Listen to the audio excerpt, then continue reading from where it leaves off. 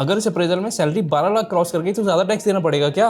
I know ये question आपको भी कहीं ना कहीं परेशान जरूर कर रहा होगा, तो पूरा वीडियो देखकर जाना ताकि कोई कंफ्यूजन ना हो। देखो, आप दो कैटेगरीज में आ सकते हो, सैलरीड या नॉन सैलरीड। नॉन सैलरीड के केस में 12 लाख की इनकम पर जीरो टैक्स होता है। तो अब ये समझते हैं कि जीरो टैक्स कैसे होता है। ये इसलिए होता है क्योंकि गवर्नमेंट एक रिबेट देती है अंडर सेक्शन 87A।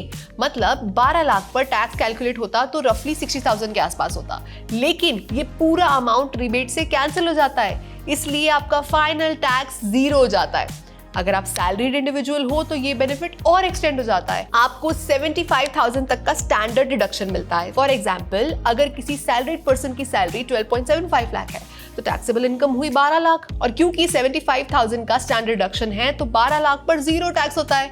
अब अगर सैलरी 13 लाख हो जाती है जो कि 12.75 लाख से ज्यादा हो गया तो आप सोचोगे रिबेट तो नहीं मिलेगा। अब आता है मार्जिनल रिलीफ का कॉन्सेप्ट। उस 13 लाख में 12.75 लाख तक हुई आपकी एग्जेम्पशन और बचा 25,000 एक्स्ट्रा। अब इस 25,000 की वजह से आप सोचोगे आपको 60,000 ज्यादा टैक्स पे करना पड़ेगा, तो आप बिल्कुल गलत हो। मार्जिनल रिलीफ इंश्योर करता है कि जो एक्स्ट्रा 25,000 आपने अर्न किया है आपका टैक्स उससे ज्यादा ना हो। So instead of paying 60,000 tax, आपका टैक्स 25,000 के आसपास रहेगा, जो एक्सीडेड टैक्सेबल इनकम थी आपकी। इसका मतलब ये है कि जैसे ही आप 12 लाख क्रॉस करते हो, टैक्स सडनली जंप नहीं करता, वो ग्रेजुअली इंक्रीज होता है। ये सिस्टम इसलिए डिजाइन किया गया ताकि लोगों को ज्यादा अर्न करने पर पीनलाइज ना किया जाए। अगर ऐसा ना किया होता तो 12 लाख पर जीरो टैक्स है और 12.1 लाख पर 60,000 टैक्स है, तो लोग ज्यादा अर्न करना ही अवॉइड करते।